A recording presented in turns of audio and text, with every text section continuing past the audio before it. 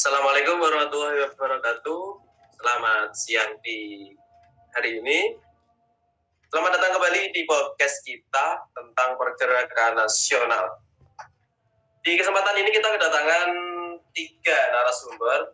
Yang pertama ada Mbak Foni Sila, kemudian ada Mbak Renita, dan ada juga Mbak Mulan. Dan saya sendiri sebagai host adalah Muhammad Danu. Kemudian sebelum kita lanjut ke materi pergerakan nasional, kan ada tokoh-tokohnya nih Mbak sekalian nih ya, ada tokoh-tokohnya. Kalau boleh saya tahu, yang para Mbak tahu ini tokoh-tokoh apa saja ya, kayak misalnya dari Budi Utomo itu siapa gitu. Mbak Fani bisa dijelaskan? Bisa, beberapa tokoh ya, misalnya kayak Sutomo, terus Wahidin Sudirohusodo, terus ada Gondo Suwarno, kayak gitu-gitulah. Boleh. Terus kita ke Mbak narasumber kedua, Mbak Renita. Apa nih yang tokoh-tokohnya apa saja gitu? Kalau dari saya itu tokohnya ada Hasyim Asy'ari, Kiai Haji Ahmad Dahlan, Tiga Serangkai, Alimin. Kalau dari Mbak Mulan apa? Iya, dari saya ada Muhammad Hasyim Asy'ari, ada Ki Hajar Dewantoro, ada Muhammad Hatta. Yang pertama Muhammad siapa? Muhammad Hasyim Asy'ari. Oh, saya kira Muhammad Danu. Oke. Selanjutnya suatu masalah atau suatu kejadian kan terjadi, pasti ada latar belakang nih. Nah, latar belakangnya kalau boleh saya tahu apa ya? Ada yang bisa menjawab? Oke, saya yang jawab ya. Kalau dari latar belakang sendiri itu ada rasa nasib seperjuangan, terus ada muncul tokoh golongan dari cendekiawan, lahir sekolah-sekolah internasional kayak Stovia, IS, Mulo, terus ada juga politik etis dari Van de Venter yang isinya itu irigasi, transmigrasi, dan edukasi. Oh, begitu. Kemudian kalau faktor-faktor itu kan biasanya ada faktor juga kan. Di sini narasumber yang membahas tentang faktor, adakah yang bisa menjawab? Oh ya, mari Mbak Mulan. Ya, faktor penyebab pergerakan nasional itu terdiri atas 2 faktor. Yang pertama ada faktor internal, itu karena adanya penderitaan rakyat karena kebijakan kolonial, kemudian munculnya golongan terpelajar, perkembangan media telekomunikasi dan transportasi, adanya rasa rindu pada kejayaan masa lampau, dan adanya kesadaran untuk bersatu. Kemudian di faktor eksternal, adanya kemenangan Jepang atas Rusia tahun 1905 dan Asia menang dari Eropa. Kemudian berkembangnya nasionalisme di negara Asia Afrika seperti Sun Yat-sen dari Cina, Mahatma Gandhi dari India, Yosef Rizal dari Filipina, dan Mustafa Kemal Pasha dari Turki. Kemudian ada masuknya paham-paham baru seperti liberalisme, nasionalisme, dan lain-lain. Baik. Pergerakan nasional kan tidak luput dari organisasi ya. Organisasi apa saja nih menurut Mbak Foni terutama ya? Oke. Bentar, saya belum selesai bicara. Sebentar, ini pergerakan kan ada organisasinya ya Mbak ya? Iya, pastinya dong. Kita bicara santai aja. Pergerakan nasional kan ada organisasi terselubungnya pastinya kan. Nah, menurut Mbak Foni sendiri itu apa aja sih kalau boleh saya tahu? Oke, menurut saya ya, organisasi awalnya tuh kayak organisasi perintis yang ada pertama tuh kayak Budi Utomo deh. Budi Utomo itu dibentuk pada tahun 1908. Didirikan pada tanggal 20 Mei 1908 yang kita sering sebut ya Hari Kebangkitan Nasional gitu. Setelah itu tokoh pendirinya itu atau penggagasnya itu adalah Wahidin Sudirohusodo dan diketuai oleh Dr. Sutomo. Tetapi di sisi itu pasti ada tokoh-tokoh lain dong, kayak Muhammad Saleh, Muhammad Sulaiman, Gondo Suwarno, lalu ada M. Suwarno juga, lalu ada juga mahasiswi dari Stovia. Lalu Budi Utomo ini tuh sebenarnya kayak dipusatkan gitu loh di Yogyakarta, dan tujuannya untuk orang-orang Jawa Madura, tetapi semakin melebar itu sampai ke Bali juga. Seperti itu. Tetapi Budi Utomo ini tuh bakal itu apa itu Mas namanya Mas, bakal kayak lengser gitu loh Mas. Tergantikan. Iya, akan kayak tergantikan gitu pada tahun 1917 atau 1927 gitu kalau nggak salah ya. Lalu hal yang mempengaruhi Budi Utomo mundur itu ada disebabkan oleh konflik pengurus internal, dominasi golongan-golongan tua atau priai gitu. Jadi kayak organisasi ini tuh jadi nggak populer lagi, makanya itu Budi Utomo bisa jadi dibubarkan seperti itu. Terus organisasi lain yang ada pada saat itu tuh juga ada Serikat Islam. Sebelumnya Serikat Islam itu diberi nama jadi Dagang Serikat Islam, lalu diubah menjadi Serikat Islam pada tahun 1911 di Solo oleh Kiai Haji Samanhudi. Lalu itu organisasi ini tuh memiliki kegiatan untuk mengembangkan agama Islam, ajaran Islam gitu, dan melindungi kepentingan pedagang Islam yang waktu itu bersaing dengan pedagang-pedagang dari Tionghoa. Tetapi pada 1921, SI ini pecah jadi dua, menjadi SI merah dan SI putih. SI merah itu lebih tertuju pada komunis gitu ya. Lalu ini SI merah itu dianggotakan oleh seperti Alimin, terus Semaun dan Darsono. Lalu SI putih itu ada dari Hos Cokro Aminoto. Dari SI putih ini berubah nama menjadi itu Partai Serikat Islam pada tahun 1929. Dan ada lagi organisasi lain seperti Muhammadiyah. Muhammadiyah berdiri tahun 1912 yang ada di Yogyakarta, yang ditokohi oleh Kiai Haji Ahmad Dahlan. Dan organisasi ini itu lebih condong ke non-politik ya, tapi lebih ke agama-agama seperti itu. Dan kegiatannya itu mengajarkan ajaran Islam, bisa ditanda kutip juga untuk memurnikan ajaran Islam. Itu sih menurut saya organisasi-organisasi yang ada.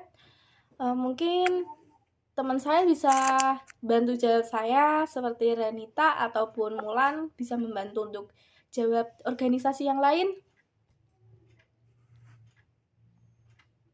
Ada yang bisa membantu apa? Dari yang saya ketahui itu ada organisasi Indonesia Partage itu dibentuk pada tahun 1912 yang berisikan ada 3 tokoh serangkai, yaitu Suwardi Suryaningrat atau yang sering kita kenal sebagai Ki Hajar Dewantoro, kemudian ada Danudirjo Setiabudi atau Ernest Dowsdeker, dan Cipto Mangunkusumo. Sifat organisasi ini adalah politik pertama yang non-kooperatif. Kemudian kegiatan dari Indonesia Partai ini yang pertama mengajak rakyat untuk melawan Belanda, yang kedua menolak perayaan kemerdekaan Belanda. Kemudian pada tahun 1913, Indonesia Partai ini dilarang dan 3 serangkai diasingkan. Kemudian yang kedua ada organisasi Perhimpunan Indonesia. Perhimpunan Indonesia ini adalah perubahan nama dari Indonesia Parenthood, organisasi gerakan nasional ini bukan hanya berdiri di Indonesia, melainkan di negara Belanda. Selama pendiriannya itu, Indische Vereniging mengalami 2 kali pergantian nama organisasi. Organisasi Indonesia Vereniging pada tahun 1922 dan Perhimpunan Indonesia pada tahun 1925 di bawah pimpinan Iwakusuma Sumantri. Kemudian tepatnya pada tanggal 3 Februari 1925, organisasi Indische Vereniging berubah nama menjadi Perhimpunan Indonesia yang bertujuan agar menggagas prinsip perjuangan organisasi ini. Karena pada nama yang sebelumnya tidak menyangkut tentang perjuangan Indonesia. Kemudian sejak terpilihnya Iwakusuma Sumantri sebagai ketua yang baru pada 1923, sifat perjuangan politik organisasi semakin kuat. Kemudian pemberontakan Perhimpunan Indonesia yang paling fenomenal pada 1925 yang dikenal dengan Manifesto Politik.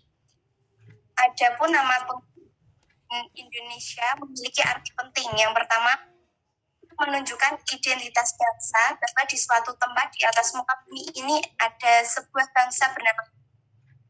Kedua, bangsa Indonesia memiliki kepribadian sendiri yang dapat disamakan dengan bangsa Belanda. Ketiga, kata Indonesia menunjukkan tujuan ke arah negara nasional yang lebih. Kemudian ada asas pokok Perhimpunan Indonesia. Sementara itu dalam rapat umum pada tahun 1923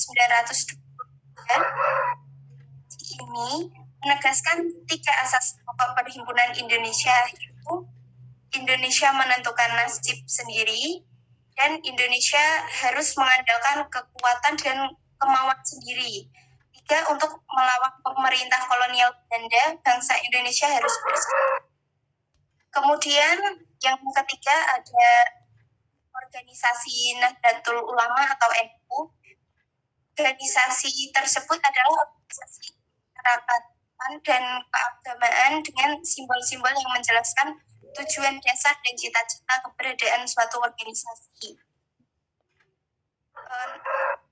Nah, ini lahir pada tanggal 31 Januari 1926 sebagai perwakilan ulama tradisionalis mendapat bimbingan ideologis dari Ahlus Sunnah wal Jamaah, yakni tokoh-tokoh seperti Kiai Haji Hashim Asy'ari, Haji Wahab Hizbullah, dan para ulama lainnya. Ketika upaya reformasi mulai meluas, meskipun mereka sudah memiliki hubungan yang sangat kuat. Perayaan seperti haul, peringatan seorang kiai dan mengumpulkan masyarakat sekitar. Para kiai dan mantan santrinya sekarang masih dilakukan secara beberapa wilayah di tanah air.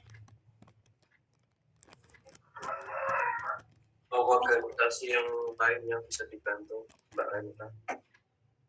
Nah, jadi saya itu ada juga namanya Zaman Penegas.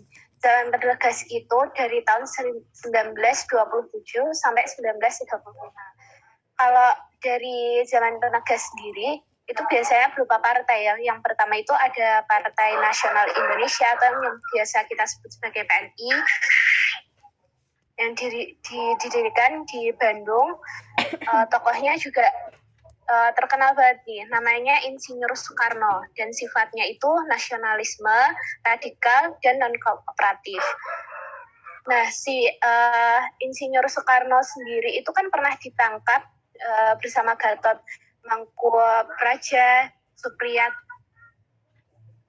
Supriyadi Atmaja, itu ditangkap di Sukamiskin. Setelah kejadian itu, Soekarno itu berpidato yang isinya itu Indonesia menggugat. Itu setelah kejadian tersebut terjadilah peristiwa PNI pecah. PNI pecah itu tahun 1931. Yang pertama PNI Partindo. PNI Partindo itu diketuai oleh Mr. Santono, dan yang kedua itu PNI Baru. PNI Baru itu diketuai oleh Muhammad Hatta dan Sultan Syahrir. setelah Soekarno bebas, Soekarno itu masuknya ke Partindo karena mungkin lebih nasionalnya ke Partindo atau gimana. Terus yang selanjutnya Soekarno itu ditangkap lagi, diasingkan di Flores. Dan asas PNI itu non-kooperatif, self-help, sama sosialisasional. Terus selanjutnya itu dari zaman pancaroba. Zaman pancaroba sendiri tahun 1935 sampai 1942. Zaman pancaroba itu terdiri juga sama nih, isinya juga partai-partai. Yang pertama ada partai Parindra. Parindra sendiri berdiri tahun 1935. Parindra ini gabungan dari Budi Utomo dan Partai Bangsa Indonesia. Tokohnya Sutomo, Husni Tamrin, Soekarjo, Panji Suroso. Pendirinya itu Sutomo. Dan tujuan dari Parindra sendiri ini untuk memerdekakan Indonesia. Terus selanjutnya yaitu gabungan politik Indonesia atau yang biasa disebut dengan GAPI. GAPI sendiri berdiri tahun 1939. Lahir akibat ditolak oleh petisi Sutarjo. Tokohnya yaitu Husni Tamrin, gabungan dari Partindo, Gerindo, PSII, Partai Katolik, Persatuan Minahasa, Partai Islam Indonesia, Pasundan. Tokoh lainnya ada Abi Kusno Cokro Suryoso, dan Mr. Amir Syarifuddin. Selanjutnya ada Gerindo. Gerindo sendiri berdiri tahun 1937 di Jakarta. Tokoh Gerindo yaitu ada Gani, ada Muhammad Yamin, Amir Syarifuddin, Sartono, dan Wilopo. Sifatnya kooperatif dan tujuannya itu untuk mencapai Indonesia merdeka. Ada yang mau ditambahin? Dari mungkin Danu? Gini ya, mungkin dari host kita sendiri nih, tahu nggak sih ada organisasi lain apa selain yang udah kita sebutin tadi, kayak Budi Utomo, NU, Muhammadiyah, terus ada Gerindo, terus ada Parindra, kayak gitu. Menurut host kita ada nggak sih? Mas Danu, ada nggak? Ya, kalau menurut saya ada. Saya akan mungkin menambahkan sedikit-sedikit lah. Yeah. Tentang kayak misalnya PKI, terus Trikolo Darmo. Apa itu Trikolo Darmo? Apa itu tentang Sumpah Pemuda? Yang pertama saya terutama akan membahas tentang PKI. Tujuan tokoh pemberontak dan gerakan 30 PKI itu apa aja ya?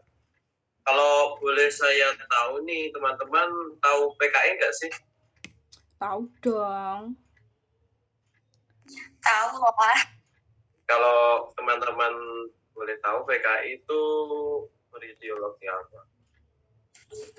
yang pasti komunis ya. Iya dong, komunis dong. Ya kali PKI Islami ya kan? Iya, kan aneh.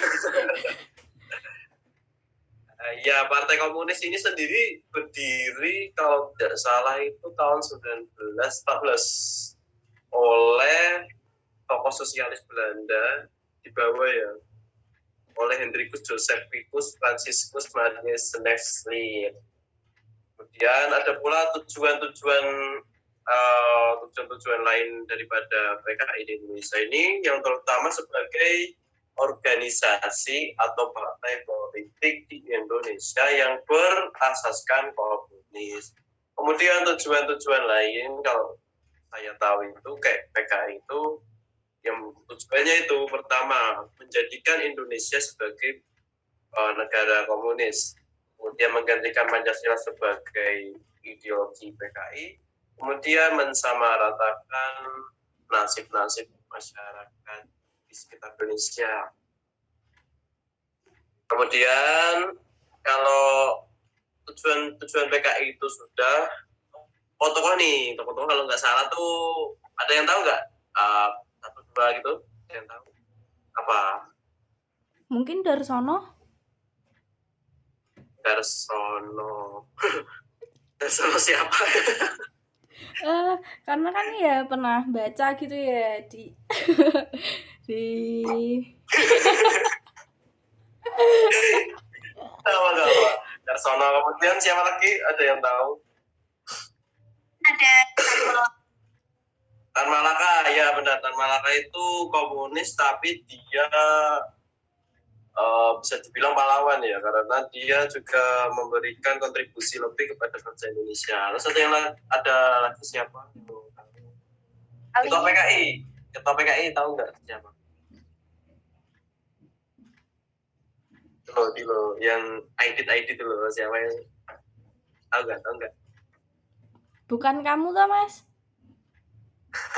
Jelas bukan. Terus nama saya Muhammad Danu. Kecuali Muhammad Danu Aidit nama ini. Kemudian ya DNA Aidit. Kemudian saya sebutkan saja teman-temannya ya. Ada yang Sneflit, kemudian Muso, terus DNA Aidit tadi. DNA Aidit itu DN-nya itu Dipa Nusantara Aidit. Aidit itu adalah marga Arab, adalah marga Habaib. Tapi beliau bukan Habaib karena dia itu anak angkat dari Habib siapa gitu, nggak salah. Makanya dia mendapatkan gelar Aidit. Kemudian ada Amir Syarifuddin yang terlibat pemberontakan Madiun, nggak salah. Ada Semaun, ada Nyoto, ada Utomo Ramlan. Kemudian ada Abdul Latif Ningrat adalah keturunan bangsawan. Kemudian Alimin Prawiro Diryo. Kemudian Darsono, bener Darsono kan? Iya dong. Kemudian ada Haji Misbah yang kita sebut sebagai Haji Merah. Kemudian ada pemberontakan yang dilakukan oleh PKI, itu ada yang sering kita ketahui itu ada kurang lebihnya 2 ya, pemberontakan Madiun pada tahun 1948, kemudian ada pemberontakan G30 SPKI pada 1965 yang akhirnya mengakibatkan Soekarno lengser. Kemudian kita membahas lebih lanjut, tadi kita akan membahas tentang Sumpah Pemuda nih. Nah, Sumpah Pemuda itu sebelum itu kan ada kayak latar belakang juga kan terbentuknya Sumpah Pemuda. Kemudian Sumpah Pemuda itu Ikrar Pemuda-Pemudi Indonesia kan. Kemudian sejarah lahirnya Sumpah Pemuda itu bermula dari Kongres Pemuda juga. Jadi kayak pelajar-pelajar Indonesia itu berkumpul gitu kan.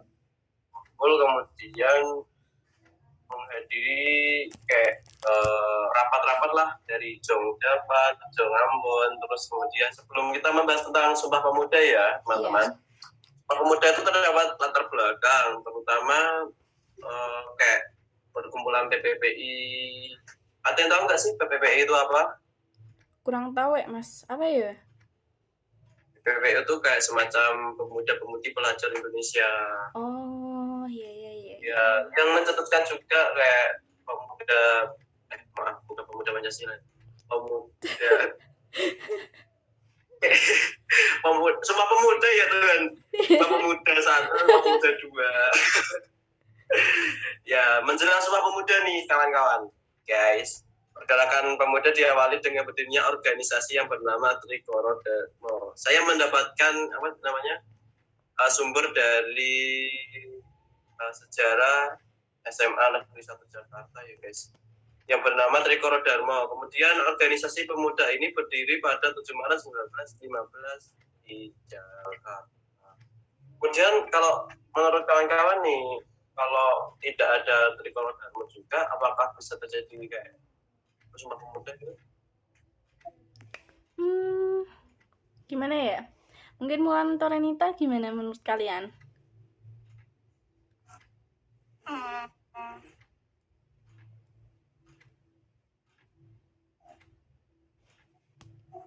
Gimana guys? Saya bisa jawab sih. Kalau menurut saya sih kayaknya iya kan? Bisa. Soalnya karena kalau nggak ada juga kayak Trikoro Dharma, kegiatan-kegiatan seperti Sumpah Pemuda tidak akan terjadi karena kayak Sumpah Pemuda itu kan membutuhkan para pemuda ya? Juga, anggota banyak juga kan ya para pemuda. Kemudian organisasi Trikoro Dharma itu kemudian organisasi itu bernama Jongjapa dengan semboyan Sakti Budi. Bukan Budi berapa so ya? Iya dong. Ya. Anggotanya kebanyakan murid-murid sekolah menengah asal dari Jawa Tengah dan Jawa Timur. Ya kayak kita ketahui kan dulu kayak sekolah itu masih sangat jarang ya bagi kalangan orang-orang menengah ke bawah kan. Jadi kayak para Danu kok saya baleni. baleni. Kak meh ngecek ya?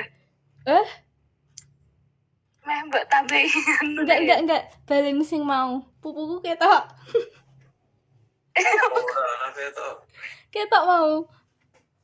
Jadi ya guys, kayak pemuda ini kan dari kalangan terpelajar ya, jadi terutama sekolah menengah kayak kita sekolah menengah atas nih kayak semacam itu kan. Kalau dulu tuh kayak sekolah tuh masih susah kan, jadi kayak orang-orang yang kaya kemudian kayak anak bupati, anak raja, kemudian kayak turunan kerajaan itu yang bisa sekolah gitu kan. Jadi kayak saat itu juga bahwasannya ini para anggota-anggota pemuda pelajar ini kan itu adalah orang-orang kaya dan terpelajar juga. Kemudian tujuan Trikoro Dharma nih kan ada 3 kalau nggak salah nih, kayak yang pertama itu ada menggalang persatuan pemuda. Jadi kayak dari Jong Java, Jong Ambon, Jong apa itu digalang semua jadi satu gitu kan. Terus yang kedua memperluas pengetahuan. Jadi kayak sharing-sharing lah antar pemuda satu, pemuda 2, sharing-sharing tentang pengalaman yang ada. Kemudian yang ketiga membuktikan rasa cinta kepada bahasa dan kebudayaan Jawa, terutamanya itu. Terus ada juga nih tokoh-tokoh dari Trikoro Dharma. Yang pertama adalah Dr. Satiman Wiryo Sanjoyo sebagai ketua sendiri. Kemudian ada Wongso Negoro wakil ketua, kemudian Musleh anggota dan Mosodo anggota. Kemudian yang terakhir ada Bapak Abdurrahman sebagai anggota. Trikoro Dharma sendiri memiliki arti yaitu pertama itu puji dengan kepribadian bangsa Indonesia mengusir kaum menjajah. Kemudian yang kedua bakti, seluruh rakyat Indonesia punya kewajiban menyerahkan jiwa raga untuk membela tanah air. Yang ketiga sakti, berarti dengan ilmu. Kemudian nih kan kayak Trikoro Dharma, kemudian ada Sumpah Pemuda. Sumpah Pemuda ini diikrarkan oleh para boleh saya tahu.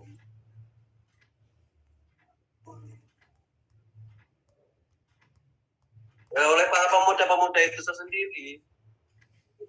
Yang pertama artinya mengaku bertumpah darah satu tanah air Indonesia, juga mengaku sebagai bangsa yang satu, bangsa Indonesia, dan menjunjung tinggi bahasa persatuan bangsa Indonesia. Itu isinya Sumpah Pemuda.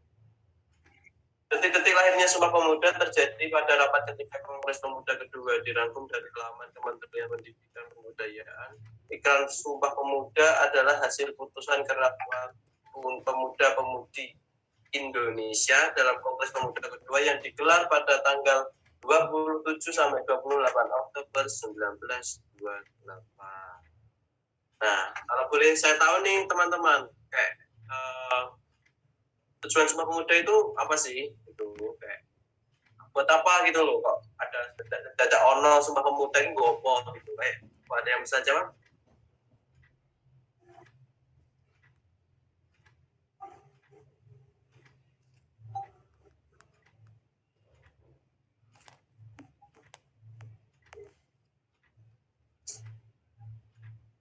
Ada nggak? Mungkin tujuan ini untuk membangkitkan nasionalisme pemuda dan seluruh rakyat Nusantara, mengusir dan menetapkan. Ya, benar. Yang pertama itu juga membangkitkan, terutama itu satu, membangkitkan semangat para pemuda-pemuda Indonesia untuk apa? Ya untuk mencapai seperti apa yang diinginkan dan tujuan organisasi tersebut. Tuh. Udah guys, ada yang lain ingin menambahkan atau tentang Darul A'la tadi, tentang jemaat tadi apa gitu? Ada yang bisa menambahkan? Oh, mungkin itu ya. Sebenarnya tuh kayak ada organisasi lain gitu loh waktu pergerakan nasional, kayak organisasi Jepang dari bidang politiknya itu ada Gerakan 3A, terus ada Putra, terus ada Jawa Kokai, terus ada Chosangin, terus juga ada MIAI, MIAI atau tidak dibubarkan oleh Jepang. Terus juga ada pastinya di bidang militer yang dibentuk oleh organisasi Jepang ini ada PETA, terus ada Heiho. Lalu ada juga organisasi di semi militer nih, antara militer, iya, politik iya, atau ekonomi atau apa yang lainnya pasti ada. Makanya semi militer gitulah. Itu ada Seinendan, Fujinkai, Jibakutai, lalu ada Keibodan, dan yang terakhir tuh ada apa itu namanya? Ada yang tahu nggak sih? Itu loh. Apa ya? Shui Shintai kalau nggak salah itu deh. Itu organisasi yang lain sih. Mungkin ada organisasi lain yang belum dari... Kalau saya boleh menambahkan ya, kayak ada itu Majelis Islam Al-A'la juga kan. Jadi Majelis Islam Al-A'la ini terutama Indonesia ya, disingkat MIAI, adalah badan federasi bagi ormas Islam yang dibentuk dari hasil pertemuan 18 sampai 20 September 1937. Terus kemudian apa saja yang dimaksud dengan MIAI tadi ya? MIAI tadi adalah gabungan dari organisasi politik dan beberapa organisasi pers yang memiliki sifat moderat kepada Belanda. Golongan Islam yang memiliki anggota dalam organisasi memiliki sikap non-kooperasi kepada pemerintahan kolonial. Ya, siapa saja mendirikan ya, kalau boleh saya menambahi itu ada Kiai Haji Mas Mansur dari pihak Muhammadiyah, kemudian ada Kiai Haji Muhammad Dahlan, serta Kiai Haji Wahab Hasbullah dari Nahdlatul Ulama atau NU, dan Raden Wondo Amiseno dari Sarekat Islam yang tadi disebutkan oleh narasumber kita sebagai SI, Sarekat Islam Indonesia. Oh gitu ya, berarti maaf. Berarti Majelis Islam Al-A'la ini gabungan dari semua organisasi Islam yang ada di Indonesia ya? Boleh dibilang begitu, boleh dibilang tidak, karena tidak semua gabungan dari organisasi Islam itu masuk ke dalam Al-A'la ini. Jadi kayak cuma kayak dari Muhammadiyah, NU, SI cuma jadi satu gitu, kayak ada program-program tersendiri lah. Saya ingin membahas program-programnya. Yang pertama itu membangun masyarakat Muslim yang mampu memelihara perdamaian dan meningkatkan kesejahteraan rakyat. Kemudian meningkatkan pengurusan semua masalah penting kaum Muslim seperti perkawinan, waris, kemudian masjid, haji, zakat, pendidikan, dan pengajaran, penyiaran, dan serta kesejahteraan fakir miskin. Jadi kayak Majelis Islam Al-A'la ini kayak MUI-nya zaman sekarang gitu kan. Jadi kayak lembaganya gitulah. Itu ada yang ingin menambahkan lagi atau mungkin mengkoreksi? Mungkin cukup ya. MIAI itu beda nggak sih sama Masyumi? Kenapa? MIAI itu beda nggak sih sama Masyumi? Beda, jelas beda. Kalau Masyumi itu lebih ke gerakan agama ya. Tapi kalau MIAI ini lebih ke politik. Masyumi itu juga partai, lebih politik. Tapi kayak MIAI ini lebih ke pemerintahannya dalam mengurusi kayak zakat atau yang lain-lainnya. Hampir sama dengan Badan Admil Zakat Nasional pada saat ini. Kemudian MUI-nya saat ini itu cuma ganti nama aja. Ya, mungkin untuk organisasi cukup ya. Tapi ya, untuk yang lain udah ya. Jadi untuk udah yang lain? Mana atau kita tutup pertemuan kita pada siang hari ini? Oke. Boleh ditutup? Ini kesimpulan dari podcast kita hari ini adalah sekecil apapun, sebesar apapun yang kalian lakukan untuk Indonesia akan berdampak positif dan akan berdampak besar bagi kehidupan masyarakat selanjutnya.